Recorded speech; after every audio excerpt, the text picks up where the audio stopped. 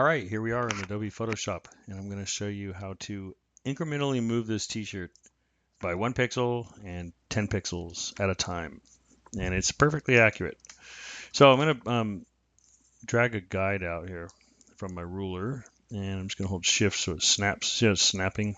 It's sticking there. That's nice. Okay, 560 it is.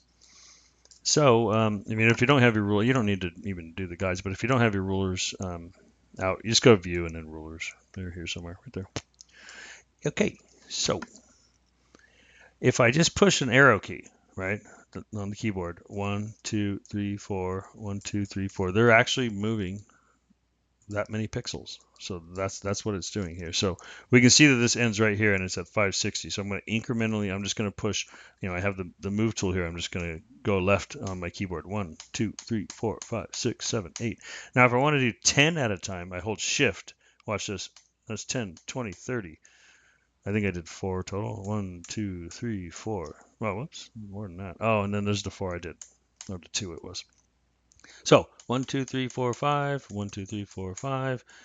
10, 20, 30, 40, 50. That's by holding shift. 10, 20, 30, 40, 50. So shift and the arrow keys, or just the arrow keys.